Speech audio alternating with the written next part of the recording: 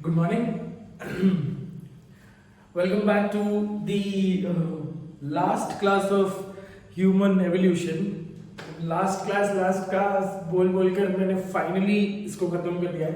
It's just like the grand finale of human evolution or evolution for that particular matter. सच में personally ऐसे अंदर से खुशी आ रही है जैसे कोई कोई एकता कपूर की सीरियल खत्म हो रही है. Anyways, come back. Again talking about the chapter. The chapter was, I told you the chapter के बारे में और वाहवाही नहीं करूँगा मैं, ठीक है? So directly we'll jump on to the topic and we'll try to finish up this particular topic today only. And also I told you that I will give you a mind map to remember things, ठीक है? So mind map to remember human evolution because 100% one question is expected from this section. ठीक है? So let's get started with the last class of human evolution. And before that, it's such a beautiful day today. I wish you a very happy Diwali. I pray for your betterment. I pray for your upliftment in your life. I pray for your health, wealth, and strength with respect to every domains of your life. ठीक है? Give my regards to your parents also, and also wish them happy Diwali from my end. And what else? So अच्छी चीज़ है दिवाली है. I wish that the next year, that is 2020 was a really disturbing year for everyone. But let us always keep a hope, because where there is a ray of hope, the person's existence cannot be questioned, right? So always मैंने जहां पे भी आपको एक ray of light दिखती है तो आप उस डायरेक्शन में चलते जाते हो. सो ऑलवेज 2020 खराब था, 2021 would be definitely a very beautiful year, specially for you guys, because you guys will be giving your examination. ठीक है? So I wish that this year next year turns out to be the most wonderful year of your life, and that's it. ठीक है? So let's get started with the saga or the legend of human evolution. ठीक है? अब quick recap of what we did in the last class. We spoke about the apes जिनको हम present day apps बोल रहे हैं, वो वाले एप्स नहीं, वैसे ही दिखने वाले एप्स जिनकी फॉसिल्स हमको मिली थी. All these fossils which were excavated, they were reconstructed. The model of that particular organism was reconstructed. So जो भी हमको fossils मिले थे, ठीक है, ape like fossil मिले थे, उनको नाम हमने दे दिया Dryopithecus. ठीक है? Dryopithecus was the first ape organism जो bipedaled नहीं था, जो quadrupedaled था. ठीक है? जिनकी spine erect नहीं थी. It was more ape like, है ना? Cranial capacity was also pretty less. और तो ये कंडीशंस हमने देखे थे. ड्रायोपिथेकस की कुछ वेरिएंट्स हमने बात किए थे इन दी लास्ट क्लास. ठीक है? ड्रायोपिथेकस की क्या वेरिएंट्स देखे थे हमने? कुछ ड्रायोपिथेकस जैसे ही ऑर्गेनिज्म हमको we saw it, we could Lewis, the person who excavated, scientist जो excavate किया था जिसने, so लुइस को कुछ इंडिया में शिवालिक हिल्स में कुछ स्पीशीज, कुछ फॉसिल्स मिली. ठीक है? जिनको उन्होंने नाम दे दिया रामापिथिकस एंड शिवापिथिकस. अब शिवापिथिकस और Kenyapithecus, similar on the similar lines, a very similar fossil was also excavated in the regions of Kenya. तो Ramapithecus was more man like and and Dryopithecus was more ape like. ठीक है? So ape like characters हमने बात किए थे. उसके बाद हमारा आता है ape man. ठीक है? नेक्स्ट जनरेशन में बहुत सारे जनरेशन पास होने के बाद आता है ape man. ये very important you need to remember is 15 million years ago करके एनसीईआरटी में फिगर दिया है. 15 million years ago the ape like primates walked on, ऐसे स्टेटमेंट दिया है. तो 15 मिलियन इयर्स अगो में आप याद रखोगे ड्रायोपिथिकस. ठीक है? उसके बाद ऑस्ट्रेलोपिथिकस आता है जो एप मैन है, which is also referred to as the connecting link between man and ape. ठीक है। तो ये इसके पास दोनों कैरेक्टरिस्टिक्स थे, एप लाइक कैरेक्टरिस्टिक भी थे, मैन लाइक कैरेक्टरिस्टिक भी थे, ठीक है। प्रोग्नाथस जो इज एप लाइक कैरेक्टरिस्टिक, ठीक है। सो ऑल दोस कैरेक्टर्स जो ऑस्ट्रेलोपिथेकस में भी देखे थे। अब ऑस्ट्रेलोपिथेकस में जो डेट्स दिए हैं, जो नंबर्स दिए हैं, वो बोलते हैं कि 2 मिलियन इयर्स अगो, ठीक है, 2 million years ago Australopithecus walked over the lands of Africa, ऐसा कुछ तो स्टेटमेंट एनसीईआरटी देता है। और एक जगह पे 3 to 4 मिलियन इयर्स अगो दिया है। तो आपको ये दोनों चीज याद रखना पड़ेगा बेटा, ठीक है।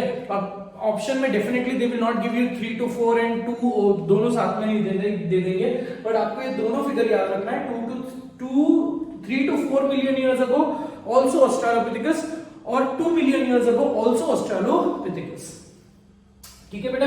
तो ऑस्ट्रेलोपिथेकस में हमने बहुत ज्यादा वेरिएंट नहीं देखे, बट हमने we spoke about Taung baby, जिसका एक छोटा सा स्कल मिला था हमको in the Taung region of the eastern Africa, South Africa, South Africa, ठीक है। तो ट्वांग बेबी का हमने नाम दे दिया ऑस्ट्रेलोपिथेकस अफ्रीकैनस, ठीक है, ऑस्ट्रेलोपिथेकस अफ्रीकैनस। सिमिलरली हमको लूसी करके एक पूरी छोटे बच्ची का स्केलेटन मिला था, जिसको हमने नाम दे दिया ऑस्ट्रेलोपिथेकस एफरेंसिस, ठीक है। Very similar to that Tanzania में एक स्पीशीज मिला था जिसका नाम ऑस्ट्रेलोपिथेकस बोइसेई है या फिर Zinjanthropus. You don't have to remember this, it is absolutely okay, ठीक है। बट स्टेट बोर्ड के टेक्स्ट बुक में है, इसलिए हमने बात किया, क्योंकि information should not go waste, right. So there we completed Australopithecus, which was ape man. Ape man के बाद आता है prehistoric man, ठीक है, या modern man, right? We are modern man. अब उसके पहले थे prehistoric man. अब prehistoric man में the first organism which we saw, the first type of organism which we saw was Homo habilis. Homo habilis की कोई भी वेरिएंट नहीं है, कोई भी डिस्टिंक्ट कैरेक्टरिस्टिक, कोई भी डिस्टिंक्ट अदर टाइप्स नहीं है। सो होमो हैबिलिस नाम बता रहा है, habilis refers to hand, so he was the tool maker of that particular generation, और he is also referred to as the handy man. तो उसने बहुत ज्यादा हाथों का यूज करना चालू कर दिया for making stone tools, for making weapons, for using for tying, है ना, स्टोन को बांध के वो जैवलिन बनाते थे so that they could Hunt. अब ये ऐसे ही चल रहा है कि जैसे जैसे मैं आपको बताता हूं, everything comes down to food. So जैसे जैसे ऑस्ट्रेलोपिथेकस चल रहा था जमीन पे, ठीक है, so it could not find out, जो भी ऑर्गेनिज्म, मरे हुए ऑर्गेनिज्म दिखते थे वो खा लेते थे, ठीक है। तो and they could observe the animals used to hunt. So same, अब वो भी एक एनिमल ही है ना, तो सेम एनिमलिस्टिक अप्रोच उन लोगों ने लाया, पर दे एनालाइज्ड कि उनके पास तो कोई शार्प क्लॉज नहीं है, बिकॉज़ वे प्राइमेट्स थे, right? They did not have any type of defense or any type of harming attributes or features जिससे वो hunt कर सकते हैं, ठीक है। तो they started to use the natural sources and started to make weapons. So these were the first, ये पहले सलमान खान थे, पूरे generations के सबसे पहले सलमान खान थे जिन्होंने hunting चालू किया, ठीक है। तो तब के जमाने में on that particular level, but वो शौक के लिए हंट नहीं करते थे ये आदमी के जैसे।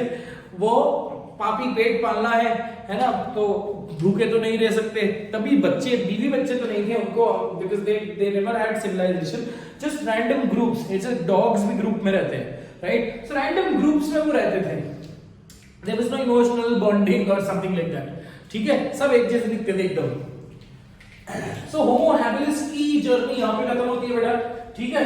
The next prehistoric man which will be discussing after Homo habilis. अब धीरे धीरे देखो कंडीशन क्या है बेटा, अगर आप जैवलिन बना भी रहे हो, ठीक है, तो जैवलिन को आपको अगर थ्रो करना है तो you will have to raise up and you will have to make your body posture erect, ठीक है। आप ऐसे झुक के जैवलिन नहीं फेंक रहे हो, फेंक सकते हो, राइट। तो बोलने का मतलब ये है कि it is very important to have a very strong erect posture. अब यहाँ पे लमार्क का थोड़ा सा कॉन्सेप्ट लग जाता है बेटा, बिकॉज लमार्क ने यही बोला था कि whatever is required for the organism, the adaptability or the characteristic feature will develop according to that। तो अगर मेरे को जैवलिन थ्रो करना है या फिर अगर मेरे को बो एंड एरो का यूज करना है, सिंपल बो एंड एरो तो यूज नहीं करते थे, but definitely they were using spear heads, ठीक है, तो भाला जिसको हम बोलते हैं। सो अब नेचर को शायद से पता चल गया था कि अभी ये थोड़े से स्मार्ट ऑर्गेनिज्म है, क्योंकि पहले ऑर्गेनिज्म थे, पहले जानवर थे जिन्होंने अपने लिए वेपन्स बनाए, जिनको नेचर ने कुछ भी गिफ्ट नहीं दिया, but they started to develop their own mechanism, they started to develop their war machinery, is that right? तो नेचर को शायद ये चीजें पता थी, नेचर ने इनको और प्रोपेगेट किया, नेचर ने इनको और सपोर्ट किया by making the next type of organism, and they were named as Homo erectus. So the for the first time, the organism from a lounging back, है ना, lounging back from a, क्या बोलते हैं उसको, from a not straight, है ना, bent back to a straight back, ठीक है। तो वो धीरे धीरे उनकी जो पोस्चर ऐसी थी वो ऐसे हो गई, ठीक है, but characteristically when they used to walk, this is how they used to walk, ठीक है। अब आपने, मैंने जो आपको सैंपल वीडियो भेजा था आपने वो देखा होगा शायद, so there you could characteristically visualize, आपको सिर्फ देखने के लिए वो वीडियो मैंने भेजा था कि आप विजुअलाइज कर सको बहुत सारी चीजों को, ठीक है बेटा। तो coming back to the next type of organism, that is Homo erectus, which is also referred to as the erect man, ठीक है। So the next type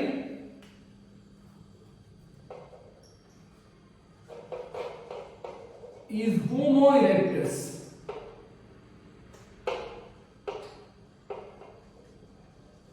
Homo erectus or the erect man.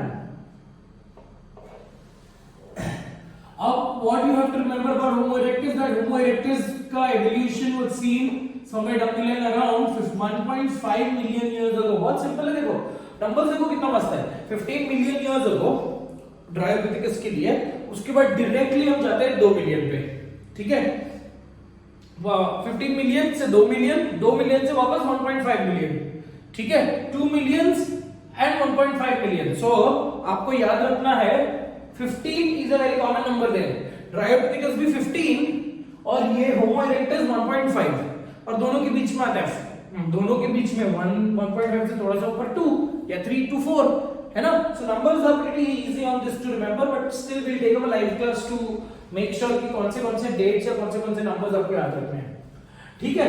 So Homo erectus was that individual who arose or who gave rise to existence for 1.5 million years ago, ठीक है। And these organisms अब slowly and steadily इनको shelter की जरूरत थी, तो ये shelter में मतलब ये caves में रहने लगे, ठीक है। They started to socialize, now they started to live in groups, because वो hunting भी group में करते थे, ठीक है, because ऐसे they अब that is also one of the animalistic approach, ठीक है। अगर कोई हंटर्स है तो हंटर्स हमेशा शेर अकेला शिकार करता है, बट अगर मैं हाइनास की बात करूं, हाइनास तो ग्रुप में हंट करते हैं। You have seen the movie Lion King, तो इतनी अच्छी मूवी है कि इसके बारे में तो हम अब डिस्कस नहीं कर सकते any which ways, because this is any which ways not related to our syllabus, ठीक है। So come back on that particular point, ये था कि होमो इरेक्टस केव में रहने लगे, और होमो हैबिलिस जो थे, होमो हैबिलिस ने हंटिंग करना सिखा दिया था ऑन दैट पर्टिकुलर लेवल। तो होमो इरेक्टस को हम बोलते थे probably ate meat, because they had long canines, उनमें लॉन्ग केनाइन्स देखे थे हम लोगों ने, ठीक है। Jaw structure and all, facial structure was also simply prognathous, protruding jaw था हम लोगों का, ठीक है। पोस्चर इरेक्ट थी और केनाइन्स स्ट्रॉन्गर थी। स्टेट बोर्ड के टेक्स्ट में there is also a word called as diastema. Diastema refers to the gap between the teeth, ठीक है। केनाइन और प्रीमोलर्स के बीच में जो गैप होती है that is called as diastema. So over period of time definitely अगर हंटिंग करना है तो आप खाना वाना पका तो नहीं सकते, तो आप रॉ मीट खाते थे, तो रॉ मीट टेयर करने के लिए you require long canine. So basis looking at the canine structure of the canine, हमने ये हाइपोथेसाइज कर लिया कि ये मीट खाते थे, ठीक है। So that these were the conditions with respect to Homo erectus 1.5 million years ago, and they were cave dwellers and ate meat, ठीक है। अब होमो इरेक्टस के कुछ वेरिएंट्स हमको देखने को मिले हैं through out the globe, through out different parts of the world. तो उसके कुछ वेरिएंट्स हैं, ठीक है। द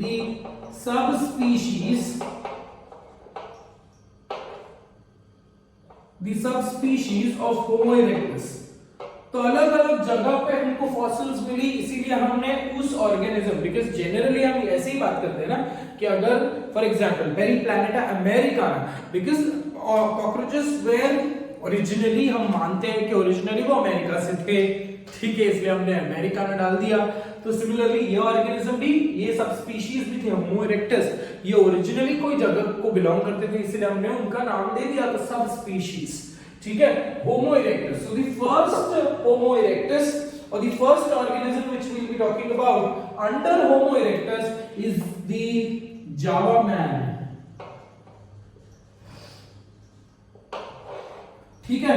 अब जावा मैन का दूसरा नाम है होमो इरेक्टस इरेक्टस, होमो इरेक्टस इरेक्टस, ठीक है। एंड उसका दूसरा नाम है पिथिकैंथ्रोपस इरेक्टस, ठीक है। जावा man also referred to as Homo erectus erectus और Pithecanthropus erectus, ठीक है बेटा।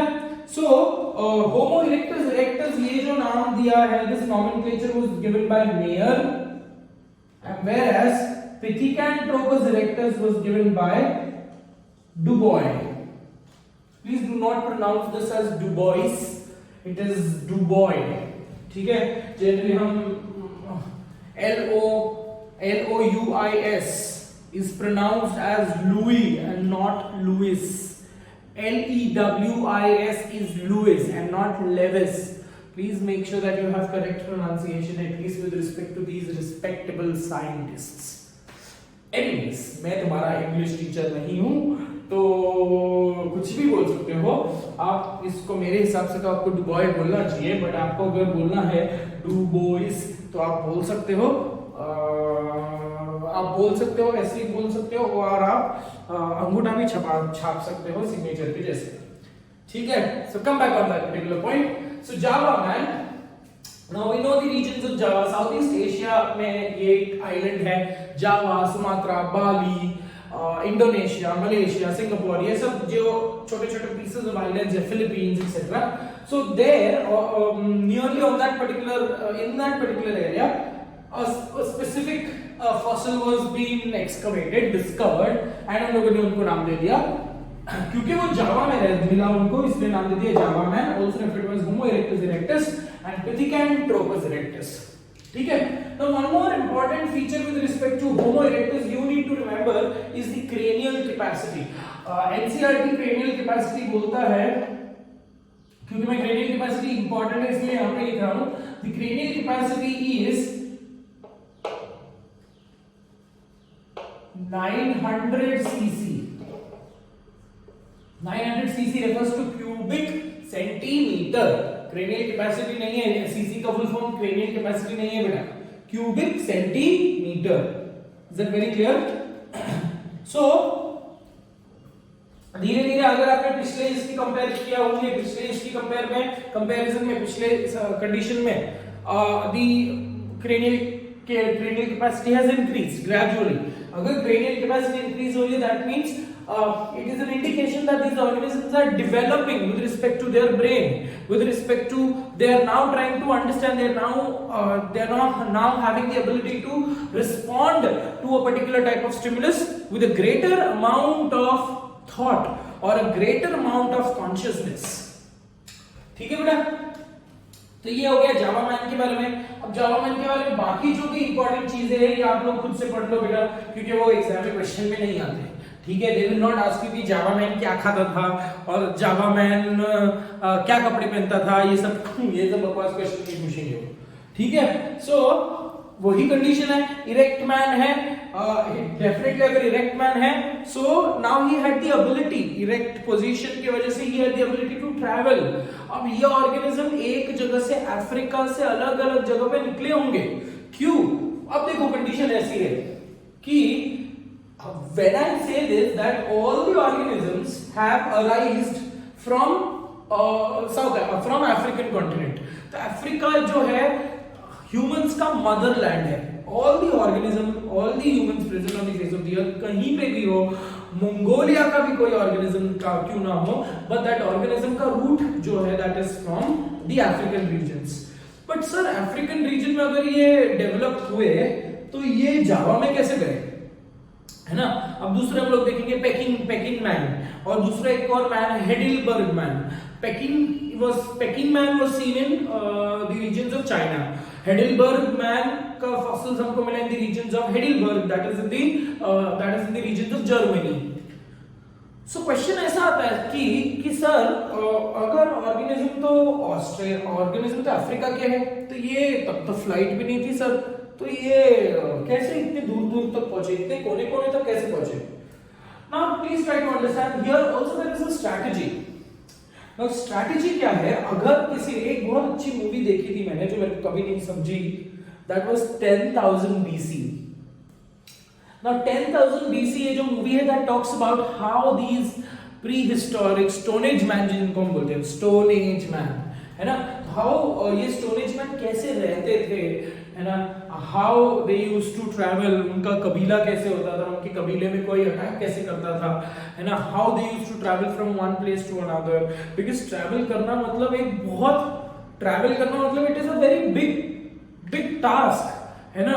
तो आपको अगर ट्रैवल करना है तो आपको माउंटेन्स पार करने पड़ेंगे, because you are clueless where is this particular area going, where is this particular way going, or either you will have to cross the deserts or you will have to cross some stream water sources आपको cross करना है। so यहाँ पे you require a strategy or you require a intention or you require a intention बोलो या एक feel बोलो with respect to ray of hope, आपको एक hope दिखती है इसलिए आप उस डायरेक्शन में चलते जाते हो। तो सर बोलने का मतलब ये है कि अफ्रीकन रीजन्स में what was the reason that these people started to deviate, they started to move? Because generally I told you all the organisms are territorial, humans are also territorial, but we are much more social organisms, we are much more conscious organisms, right? So अगर मैं ऐसे बोलूं कि अगर मैं ये बोलूं कि हमारी जो टेरिटोरियल बिहेवियर है, that territorial behaviour is not being majorly shown. कुछ लोग रहते हैं जो बोलते हैं ना कि खुद का घर चाहिए, दैट इज अगेन खुद का घर बनाना, ये एक टेरिटोरियल बिहेवियर है, right? So but we are very social organisms, we are very conscious organisms, but अगर मैं dogs की बात करूं, even fishes की बात करूं, all the organisms are territorial। अब उनकी territory से उनको क्या मिलने वाला है, right?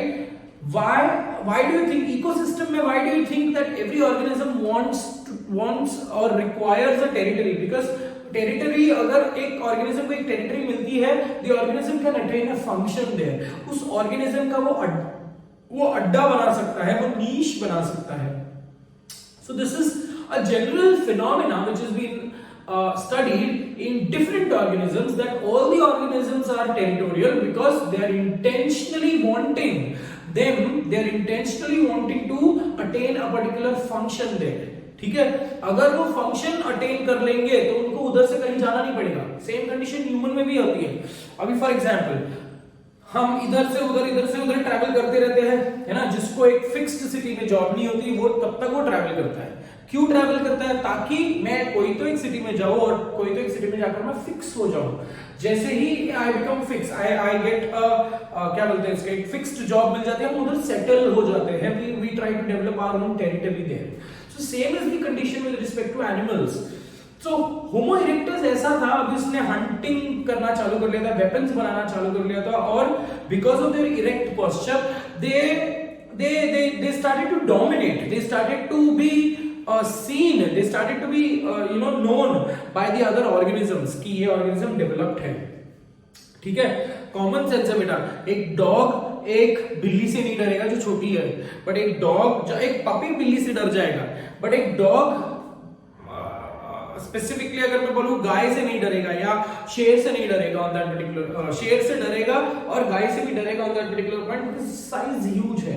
So because homo erectus could walk on the face of the earth, could walk through the water, ठीक है, and the other animals also started to see them as a dominant one, हाँ जी करने लगे। ठीक है, तो अब condition ऐसी थी कि सेल्फ सफिशिएंट हो गए थे वो, है ना, टू वेपन्स बन गए थे उनके पास अभी हंटिंग की एक स्ट्रैटेजी बन गई थी। ठीक है, दे स्टार्टेड टू आल्सो वही कंडीशन है कि हंटिंग वगैरह करने लग गए थे, तो now they were rest assured कि कहीं पे भी जाएंगे तो खाना मिल जाएगा। बट अभी कहीं पे तो जाकर we have to absolutely find a place for ourself where we can build up our own community, because now these organisms they started to live in groups, they started to identify each other.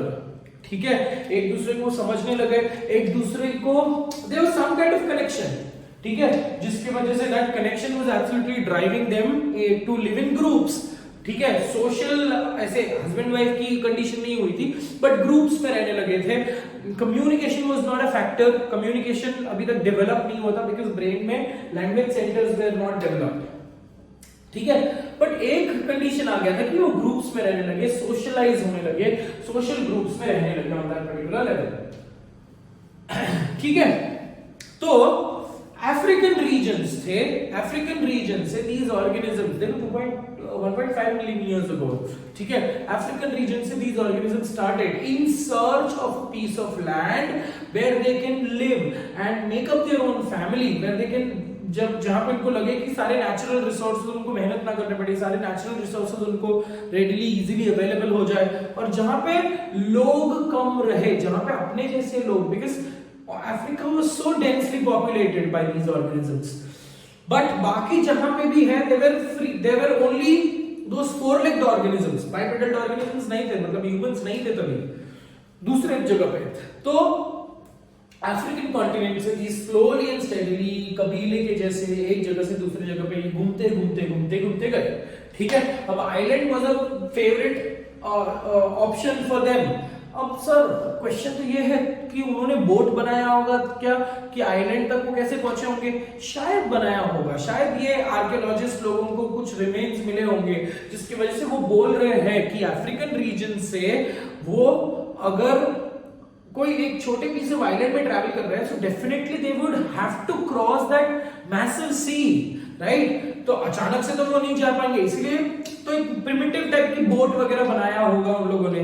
And since they used to move in groups, they got that sense of strength, and then they got that strength of positivity and that ray of hope कि कहीं तो कहीं हम जाकर settle हो सकते हैं, कहीं तो हम जाकर अपनी टेरिटरी मार्क कर सकते हैं। Okay, this is the feeling of dominance where you are wanting to conquer। तो कॉन्करिंग कर कोई भी चीज के ऊपर अपना जो वर्चस्व है, सुप्रीमेसी जो है, दैट उसको शोकेस करना is natural condition of with respect to humans. ठीक है, तो यहां से वो अलग अलग डोमेन्स, अलग अलग जगह पे they started to move and they started to raise और they started to build their own foundation. अब यही होमो इरेक्टस जो थे, ये हमारे बेसिस थे जहां से अलग अलग रेसेस डेवलप हुए। ठीक है बेटा, तो प्रेडिकेट जावा पैर हमने इतना बात कर लिया ऑन दैट पर्टिकुलर लेवल। ठीक है, इतना ही आपको याद रखना है विद रिस्पेक्ट टू दिस। उसके बाद इसी का एक वेरिएंट हमको मिलता है, होमो इरेक्टस का दूसरा वेरिएंट हमको मिलता है, that is Peking man. Peking is the region in China. Peking man को उन्होंने नाम दे दिया बेटा,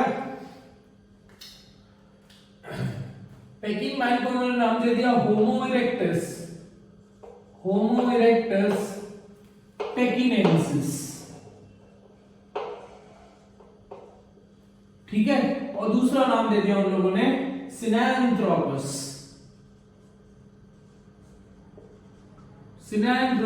पेकिनेंसिस। ओके, होमो इरेक्टस और sinanthropus pekinensis, you just have to remember the क्या बोलते हैं उसको, जस्ट द नेम, ठीक है। अब यहाँ पे भी ऑन एन एवरेज जो क्रेनियल कैपेसिटी है आपको एनसीईआरटी 900 बोलता है, तो 900 को ही फॉलो करना है everywhere. Here it was a little more average में 1050 इनकी cranial capacity, a little more developed than Java man, ठीक है बेटा। सो अब slowly and steadily Peking man जो था, पेकिंग मैन की कंडीशन ऐसे होती गई कि पेकिंग मैन चाइना के रीजन में जहां पे बर्फ पड़ती है, ठंड होती है, ठीक है। अब बर्फ पड़ती है तो अगर आपको, बिकॉज इसने आइलैंड को कॉन्कर कर लिया, इसने बर्फीले रीजन को, और दूसरा और एक मैन है वो भी बर्फीले रीजन को कॉन्कर कर रहा है, so definitely you will have to require और you will have to make certain conditions जहां पे you have to develop certain strategies to fight against the fire, ठीक है। तो sorry, fight against the cold. तो ये ऑर्गेनिजम्स जो थे इन्होंने फायर का यूज चालू कर दिया।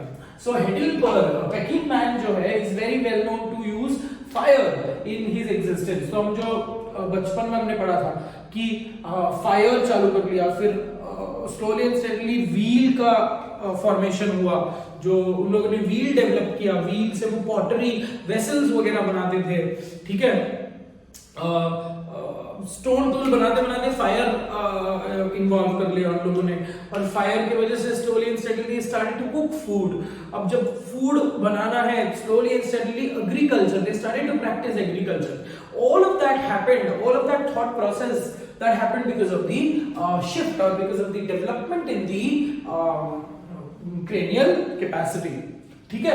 तो पेकिंग मैन आपको याद रखना है, जो चाइना के रीजन में मिला था हमको, ठीक है, बाय डॉक्टर पेई,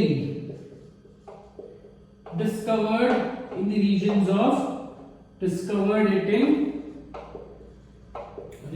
of China, ठीक है। तीसरा एक और वेरिएंट है जिसका नाम है हेडिलबर्ग।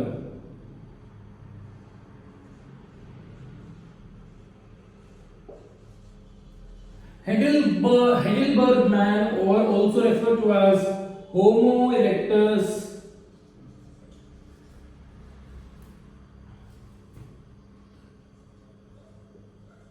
heidelbergensis,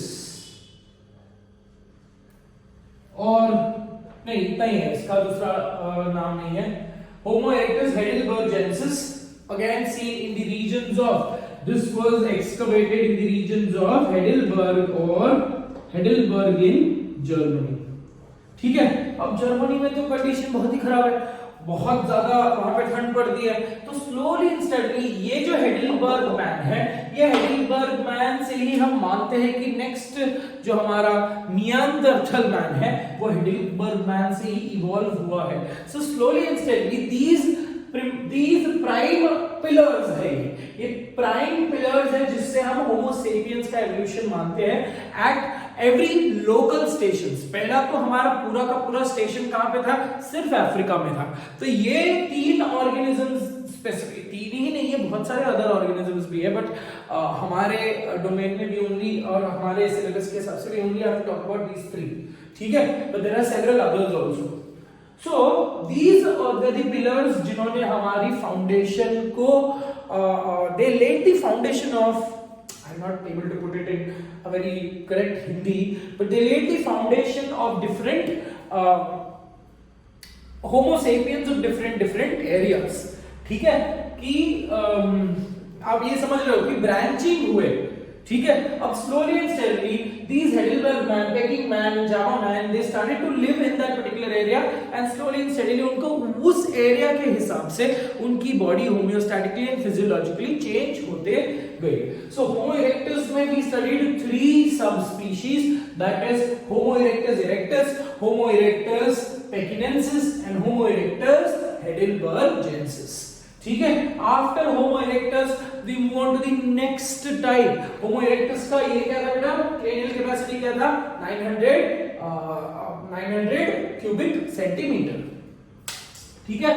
अब जो हम मूव कर रहे हैं, moving on to the next organism, next type of organism और next stage of the pre historic man which is referred to as homo sapiens. अब homo sapiens again coming back to wise man, slowly and steadily civilization इतना अच्छे से develop हो रहा था, because ये मैंने आपको बताया कि टेरिटरी के इंटेंशन से they started to move from one place to another. ठीक है. And when they started to develop, when they started to get that territory, अब टेरिटरी मिल गई, सिंपल ऑर्गेनिज्म, मैंने वही बताया आपको कि अगर आपको एक सेटल होने की जगह मिल गई, ठीक है, तो आप वहां पे सेटल हो जाओगे, आप वहां पे घर लोगे, ठीक है, फिर आप वहीं पे शादी कर लोगे, फिर आप वहीं पे शादी कर लोगे, आप वहीं पे बच्चे हो जाएंगे, ठीक है. तो स्लोली एंड स्टेडीली बच्चे बड़े होंगे, बच्चों की वहीं पे बच्चे भी वहीं पे, या फिर बच्चे अगर कहीं और जाना चाहे तो वहां पे. So slowly and steadily what is an organism attaining when he gets territory? I told you the organism understands the purpose of life. अब तक वो organism जो था सिर्फ अपनी physical need पूरी कर रहा था with respect to only feeding, है ना, continuous feeding and selective breeding. ठीक है. अब क्या हो रहा था on that slowly and steadily what was basically seen कि अब ऑर्गेनिज्म ने जब टेरिटरी मिल गई तो ऑर्गेनिज्म अपना नीश, अपना अड्डा बना रहा है. ठीक है. Now the organism wants to attain a particular function. अब फंक्शन क्या है उनका? फंक्शन तो वही है, खाना पीना सोना. अब जैसे जैसे उनकी डेवलपमेंटल स्टेजेस बढ़ते गई, cranial capacity was slowly and steadily increasing, they started to express this and they also had facial muscles, they started to communicate with each other. ठीक है. होमो इरेक्टस, अब वो ये था ना कि चलते चलते बात कर लिया, तो चलते चलते they used to develop certain sign languages. इसकी जो नेक्स्ट स्टेज हम लोग बात करेंगे that is Homo sapiens. Homo sapiens were very smart on that particular level. Homo sapiens ने एग्रीकल्चर चालू कर लिया. ठीक है. बिकॉज वही था कि व्हील का इन्वेंशन हो गया, आई टोल्ड यू दैट, है ना, फायर का इन्वेंशन हो गया, व्हील का इन्वेंशन हो गया, they started to make their own vessels. अब ऐसा हो गया कि hunting could not really was very much convenient. So अब ऐसा हो गया कि they started to observe, उनकी observatory skills बहुत अच्छी होने लगी. They started to observe how does this particular plant grow and उसी strategy को they started to employ. They started to, जैसे मैंने आपको बताया कि टेरिटरी मिल गई तो उनको एग्रीकल्चर के लिए लैंड भी मिल गया. So अब नेचर, ये होमो सेपियंस ने उस चीज पे कब्जा कर लिया जो कभी उनका था नहीं. सो नेचर को slowly and steadily they started to use और they started to harvest the nature. ठीक है. स्मार्ट ऑर्गेनिजम्स, व्हील्स बन गए, एग्रीकल्चर बन गया. अब इनकी डाइट भी चेंज होने लगी. ठीक है. सो होमो हैबिलिस को हम मानते हैं कि वो वेजिटेरियन था. होमो इरेक्टस को मानते हैं कि ये नॉन वेजिटेरियन था बिकॉज़ उनकी केनाइन्स लॉन्ग, बड़े शार्प दिखे हमको. बट स्लोली एंड स्टेडीली जैसे जैसे एग्रीकल्चर केम इनटू एग्जिस्टेंस, जैसे जैसे वेजिटेरियन फूड एंड जैसे जैसे मीट को वो कुक करके खाने लगे. ठीक है. Which was much more easier for digesting because raw meat is very difficult to digest. ये तो हमने इसमें डाइजेशन अब्जॉर्प्शन में पढ़ा है. When we are boiling the meat, we are denaturing the protein and the denatured protein की activity, denatured protein की activity नहीं, denatured प्रोटीन पे हमारा जो पेप्सिन है वो इजीली अच्छे से काम करेगा. ठीक है. सो दे स्टार्टेड टू अंडरस्टैंड कि रॉ मीट की वजह से शायद उनको कब्ज हो रही है, बदहजमी हो रही है, बकवास कर रहा हूं. ठीक है. रॉ मीट की वजह से शायद उनको ऐसा होता, शायद समझ में आया. तो they started to develop the conditions of cooking. ये सेम स्ट्रेटजीज आज चाइना में यूज है. क्या करते हैं वो? कुछ भी नहीं करते, बॉईल करके खा जाते हैं. मतलब कुछ ऐसा बहुत ओरिएंटल फूड अगर आपने देखा रहेगा, it's not that oriental food में बहुत सारा सोय होता है, ये सब बकवास चीज होती रहती है, बट स्ट्रैटेजिकली अगर देखो तो वो सिर्फ क्या खाते हैं, हम तो एटलीस्ट मसाले वसाले डालते तो है, वो तो ऐसे बॉईल कर लेते हैं, बिकॉज बॉईल करके खा लेते हैं। They know the taste of each particular, एक पर्टिकुलर जैसे एप्पल स्नेल है उसका टेस्ट उनको पता है, जैसे लैंड स्नेल है उनका उसका टेस्ट उनको पता है, जैसे बैट है उसका टेस्ट उनको पता है, डॉग है उसका टेस्ट उनको पता है, मीट का टेस्ट पता है, तो their taste receptors are very strong on that particular point, ठीक है। और यही same approach stone age man use कर रहा था तभी, मतलब यही same approach Homo sapiens started to use, ठीक है। They started to cook, they started to live in settlements. अब जब वो सेटलमेंट्स में रहने लगे, है ना, एंड सिलेक्टिव ब्रीडिंग करने लगे, तो slowly and steadily they started to develop that emotional communication, that emotional connection, ठीक है। सो इमोशनल कनेक्शंस में वो बह गए, है ना। अब वो छोटी छोटी फैमिलीज में रहने लगे, है ना, मतलब they started to develop monogamy refers to एक क्या बोलते हैं इसको हिंदी में, कुछ तो अच्छा वर्ड है, मेरे को वो वर्ड नहीं आ रहा, बट वन वुमन मैन, ठीक है। सो मोनोगमी डेवलप होगा। अगर मोनोगमी डेवलप होता है तो हम अपनी जनरेशन, मतलब बच्चे पैदा होंगे, बच्चों को इधर उधर घूमने नहीं देंगे। They started to develop the family like condition, because ये अब मोर ह्यूमन लाइक बन रहे थे, more human like, they started to communicate with each other. अब इनकी एक अलग दुनिया बन गई थी, ठीक है। So the next, we are moving on to the next species of human in the legacy of evolution, that is Homo sapiens.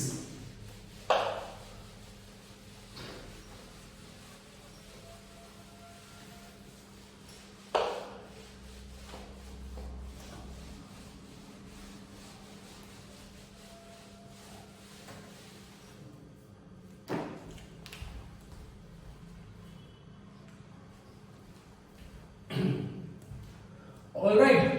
So Homo sapiens, इसके भी कुछ वेरिएंट्स हमको बात कर रहे हैं।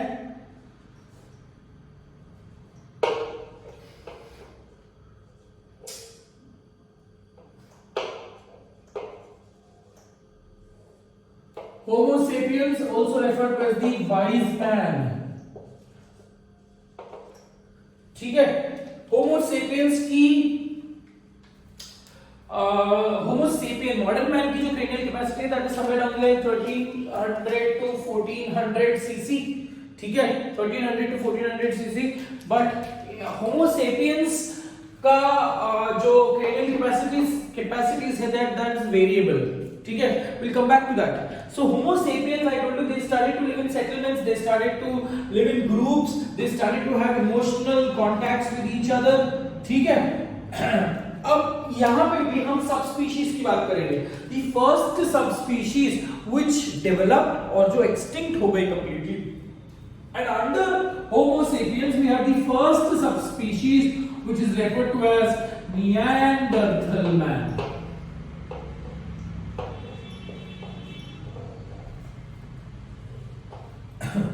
निएंडरथल मैन का अगर आप फोटोज देखते हो तो आपने वो देखा रहेगा, लंबा लंबा दाढ़ी वाला आदमी है जिसके कंधे पे लकड़ी है ना। वो फोटोज अगर आप, और वो वीडियो में क्लियर निएंडरथल मैन को दिखाया हुआ है, ठीक है। सो निएंडरथल मैन का हमको फॉसिल मिला। निएंडरथल मैन की हाइट जो थी दैट वाज 6 फीट, है ना, more than 6 feet for that particular matter. Amitabh Bachchan complete, ठीक है। तो एक एक्सट्रीमली टॉल ऑर्गेनिजम्स थे।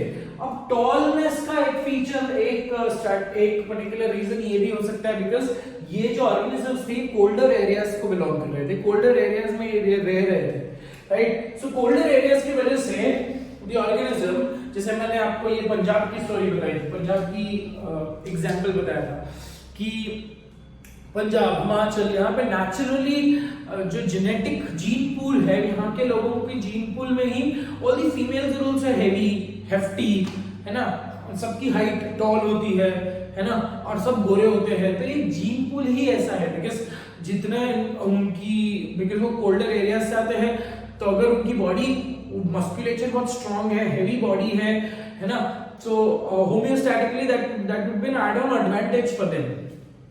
सेम कंडीशन यहाँ पे हो रहा है बेटा, ठीक है। सो नियांडरथल मैन जो था, नियांडरथल मैन का दूसरा नाम लिख लेते पहले, जगह के हिसाब से इसका नाम है Neanderthal man is also referred to as homo sapien, homo sapien neanderthalis, neanderthalis, neanderthalensis, ठीक है, homo sapien neanderthalensis. And this Homo sapiens neanderthalensis के fossils were discovered in the Neander Valley of Germany, Neander Valley of Germany, ठीक है।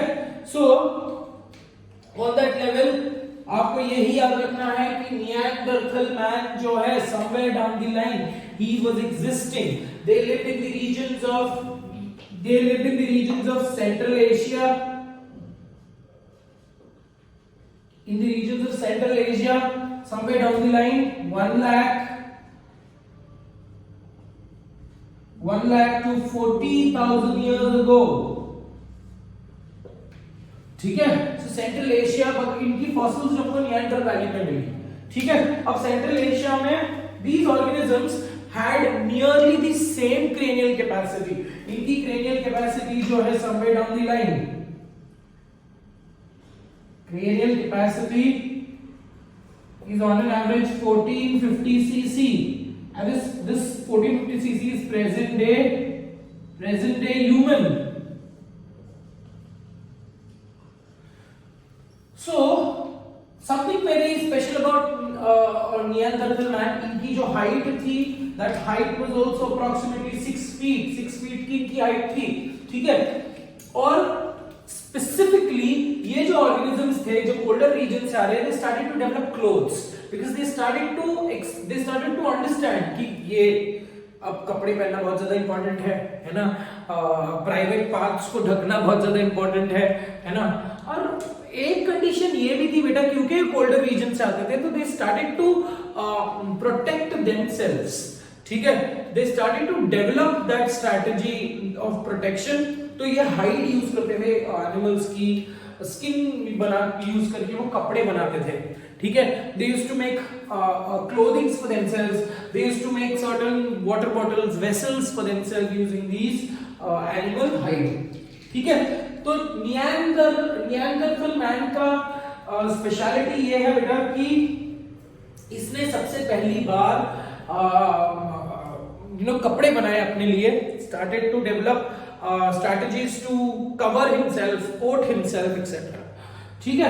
But unfortunately नियांडरथल man जो था, नियांडरथल man extinct हो गया। अब नेचर को शायद नियांडरथल मैन पूरा का पूरा स्पीशीज ही एक्सटिंक्ट हो गया है, ठीक है। बिकॉज जेनेटिक सिमिलैरिटीज में अगर देखो तो नियांडरथल मैन की पूरी स्पीशीज एक्सटिंक्ट हम मानते हैं, because it does not have any similarity with the inhabitants living in those areas, ठीक है। अब एक्सटिंक्ट क्यों हुआ होगा on that particular point? Sir इसका तो कंडीशन देखो, इसका तो दिमाग जो है हमारे जैसे ही है ना, ऑलमोस्ट सेम कंडीशन है। So absolutely the reason is not very clearly known, ठीक है। अब शायद ये बहुत हैवी स्ट्रेचर के थे और नेचर को शायद पता होगा कि ये आगे चलकर और बहुत ज्यादा डोमिनेंट 6 फीट से भी और बड़े होते जाएंगे। सो टेक्निकली ये पूरी की पूरी इनकी जो स्पीशीज थी वो एक्सटिंक्ट हो गई। अब एक्सटिंक्शन के लिए one more reason is that because similar species Homo sapiens wise individuals थे, अब वो लड़ाई झगड़ा वॉर सब करने लगे, तो शायद से इनकी जो कम्युनिटी थी वो छोटी कम्युनिटी हो सकती है, जिसकी वजह से technically they started to develop that particular weakness, है ना, जो उनकी कम्युनिटी की कम्युनल वीकनेस, और ये सब रीजंस हो सकते हैं। अदरवाइज नियांडरथल मैन एक्सटिंक्ट क्यों हुआ इसका स्पेसिफिक कोई कैंडिड रीजन नहीं है। दैट कैन ओनली बी आपसी war and etcetera with respect to the human species, ठीक है। सो निएंडरथल मैन का ये सब चीजें आपको याद रखनी है। निएंडरथल मैन से दूसरा जो मैन आता है, दूसरा जो आदमी आता है, स्पीशीज जो हमको मिलते हैं, that is Cro-Magnon man. Cro-Magnon man, Cro-Magnon man, also referred to as Homo sapiens fossilis. Homo sapien fossilis. So Homo sapien fossilis के fossils were discovered in the Cro-Magnon rocks, France. So France में Cro-Magnon rocks में organisms की हमको क्या बोलते हैं उसको, क्या हमको फॉसिल्स कैरेक्टरिस्टिकली मिले, एंड वी अज्यूम कि हमारे जो जेनेटिक सिमिलैरिटी बोलो या कैरेक्टरिस्टिक सिमिलैरिटी बोलो, कि होमो सेपियंस सेपियंस की जो कैरेक्टरिस्टिक सिमिलैरिटी है, that is very similar to Cro-Magnon man. So we say that Neanderthal man is now extinct, और it extincted while ago, ages ago, and Cro-Magnon man जो था बहुत on that level, Cro Magnon man को हम मानते हैं कि ये हमारा डायरेक्ट एंसेस्टर है, होमो सेपियंस सेपियंस का डायरेक्ट एंसेस्टर्स है. ठीक है. So on that particular point, Cro-Magnon man could have been existing around 50,000 to 10,000 years ago. बहुत रीसेंट है, 50,000 से 10,000 साल पुराना ऑर्गेनिज्म है Cro-Magnon man. Cranial capacity somewhere down the line, cranial capacity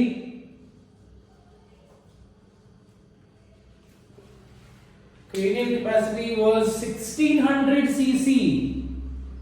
जो ह्यूमन से भी, मतलब ये हमारे से भी स्मार्ट ऑर्गेनिज्म हो सकते हैं. ठीक है. तो 1600 सीसी की इनकी क्रेनियल कैपेसिटी थी बेटा. ठीक है. जो प्रेजेंट डे ह्यूमन से बहुत कंपैरेटिवली ज्यादा है. ठीक है. सो अब कैरेक्टरिस्टिक फीचर्स डेवलप होने लगे होमो सेपियंस सेपियंस में. इनकी कैरेक्टरिस्टिक फीचर क्या थी? Their jaw was now human like condition आने लगी उनमें. ठीक है. जॉ जो उनका प्रोग्नाथस था, that started to become orthognathus, flat jaw होने लगे. ठीक है. उनकी केनाइन्स शॉर्ट होने लगी. हेयर ग्रोथ जो था बॉडी में, throughout the body hair growth था, वो हेयर ग्रोथ कम होने लगा. ठीक है. And slowly and steadily they started to develop that human like musculature. Posture की वजह से, पोस्चर सही होने की वजह से they started to develop human like conditions, human like musculature. उनकी जो लैंग्वेज एरियाज थी, Broca's area, Wernicke's area, that could have been developed. ठीक है. ये सारे कंडीशंस होमो सेपियन या फिर होमो सेपियन फॉसिलिस में उन लोगों ने देखा होगा. ठीक है. सो ऑन दैट लेवल ये लैंग्वेजेस में बात करते थे, फैमिलीज में रहते थे. All that points you need to remember according to Cro-Magnon man. And Cro-Magnon man से हम मानते हैं कि नेक्स्ट हमारी जनरेशन निकली, और वो जनरेशन क्या है? Homo sapien sapiens, that is the wise man. ठीक है. होमो सेपियन सेपियन की जो cranial capacity that is 1450 CC. ठीक है. I told you this that the cranial capacity जो उनकी इंक्रीज हुई, that is only because of the diet. उनकी जो डाइट प्रोटीन रिच होने लगी. ठीक है. सो प्रोटीन रिच होने की वजह से स्लोली एंड स्टेडली उनकी क्रेनियल कैपेसिटी भी इंक्रीज होने लगी ऑन दैट लेवल. ठीक है. So all that is the condition with respect to the entire chapter of human evolution. यहाँ पे हम होमो सेपियंस फॉसिलिस के बाद हम नेक्स्ट इस पे जाते हैं, that is the modern man. And modern man क्या है? Homo sapien sapiens. ठीक है बेटा. So this is the final winding up section of human evolution. हम फटाफट एक माइंड मैप बनाते हैं, और उस माइंड मैप को हम try to memorize it. ठीक है.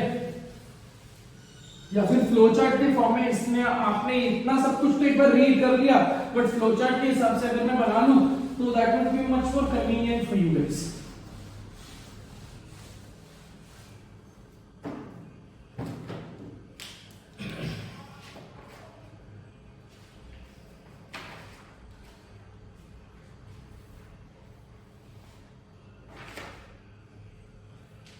Okay, so let's talk about human evolution. Human evolution में सबसे पहला कौन था? एप। ह्यूमन एवोल्यूशन में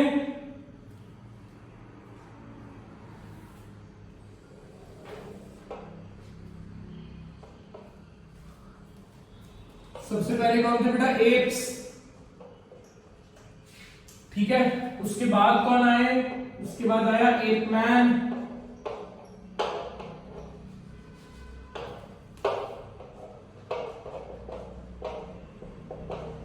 connecting link between man and app. उसके बाद आया प्री हिस्टोरिक मैन। ठीक है, अब एप्स की जो क्रेनियल कैपेसिटी क्या थी? Cranial capacity was approximately 400 cc. Ape man की क्रेनियल कैपेसिटी वाज अप्रोक्सीमेटली, जो इंपॉर्टेंट है वही लिख रहा हूं, cranial capacity was somewhere on the line 600 cc. ठीक है, प्री हिस्टोरिक मैन में there were several different stages, several different levels, जहां पे हमको अलग अलग ये मिलेंगे, हमको क्या बोलते हैं उसको, क्रेनियल कैपेसिटीज मिलेंगी। We try to write down that. ठीक है, okay, so moving ahead with the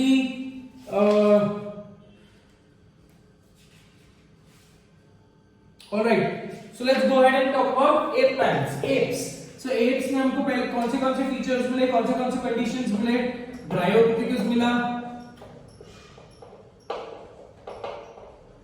ठीक है, ड्रायोपिथिकस से ही हम मानते हैं कि रामापिथिकस बना होगा, because Ramapithecus was more man like. Ramapithecus and शिवापिथिकस,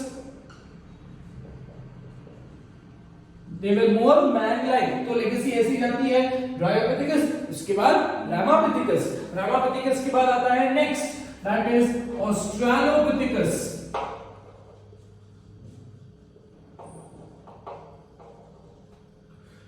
तो रामापिथिकस फिर बन गया ऑस्ट्रालोपिथिकस। ठीक है, डबल एरो से हम कनेक्शंस दिखाते हैं। ऑस्ट्रालोपिथिकस, अब ऑस्ट्रालोपिथिकस में भी हमको तीन स्पीशीज मिली हमको। ठीक है, ऑस्ट्रालोपिथिकस में से 3 स्पीशीज कौन से मिली? ऑस्ट्रालोपिथिकस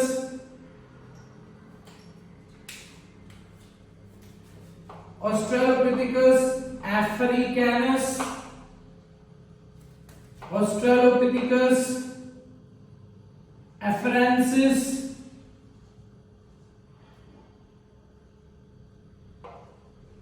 and Australopithecus boisei. Australopithecus africanus was seen in the regions of South Africa. Australopithecus afarensis was seen in the regions of Ethiopia. And Australopithecus boisei was seen in the regions of Tanzania. Australopithecus africanus, apes कब थे? apes 15 million years अगो तक थे, अगो तक हुए होंगे। Australopithecus were the, Australopithecus को हम बोलते हैं the first hominid, human like condition, because ये कनेक्टिंग लिंक है ना, तो पहला ह्यूमन लाइक कनेक्शन का कैरेक्टरिस्टिक इसमें ही आया होगा बेटा। ठीक है, सो Australopithecus somewhere down the line 2 million years ago and also 3 to 4 million years ago, ऐसे दो नंबर्स दिए हैं एनसीईआरटी में। ठीक है, अफ्रीकानस, ऑस्ट्रालोपिथेकस अफ्रीकानस का दूसरा नाम था टुआंग बेबी। ऑस्ट्रालोपिथेकस अफ्रांसिस का नाम था लूसी। इसका कोई नाम नहीं जाना, हट जाए। ठीक है, तो ऑस्ट्रालोपिथेकस के बाद एप से बने एप मैन से बने pre historic man. So let's go ahead and talk about prehistoric man. Under prehistoric man you have 3 types. So you have handyman, erect man and wise man. ठीक है, handyman somewhere down the line इनकी जो cranial capacity was 800 cc। ठीक है, handyman is also referred to as tool maker, जिसको हम दूसरा नाम बोलते हैं होमो हैबिलिस। होमो हैबिलिस, ठीक है बेटा, ठीक है, होमो हैबिलिस। इसके बाद हैंडीमैन से हम मानते हैं कि ये इरेक्ट मैन डेवलप हुआ होगा। इरेक्ट मैन में देयर आर सेवरल स्पीशीज जो हमको बात करना है, ठीक है। हमने 3 स्पेसिफिक स्पीशीज की बात की इरेक्ट मैन में। The first species is Java man, उसके बाद आता है अपना packing man, Java man, Peking man and Heidelberg man, ठीक है। जावा मैन का नाम क्या था? चलो जावा मैन का नाम क्या था?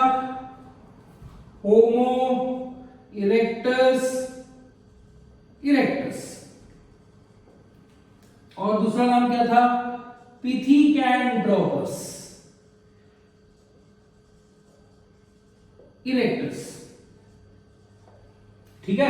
इरेक्ट मैन की क्रेनियल कैपेसिटी उस somewhere down the line different हम मानते हैं। तो होमो इरेक्टस का जो क्रेनियल कैपेसिटी हम मानते हैं कि 900 सीसी है बेटा ऑन एन एवरेज, ठीक है। पेकिंग मैन का दूसरा नाम क्या था?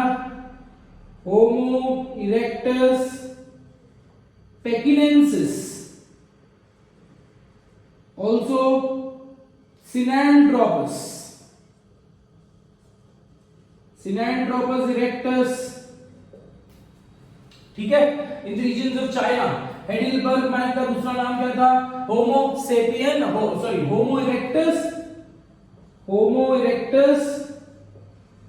हेडलबर्जेंसिस,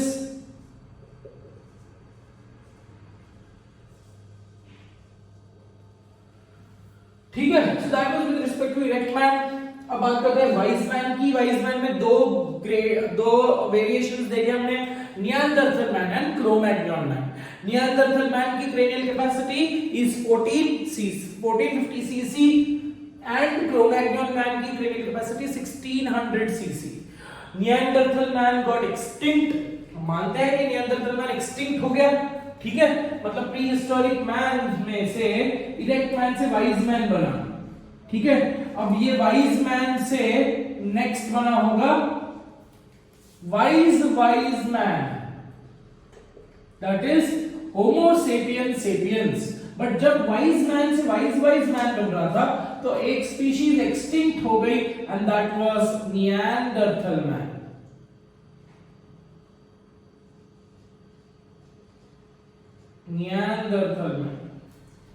ठीक है। So that is all with respect to this particular chapter. Finally, we finish up this chapter with a very good note on a very beautiful, good day. I hope this chapter turns out to be very beautiful for you guys also. ठीक है. In the next class, we'll start with the next chapter, that is human reproduction. Till then, take care of yourself. Happy Diwali once again. God bless you. I will definitely pray for your well-being. Same चीजें मैं वापस नहीं बोलना चाहता, ठीक है।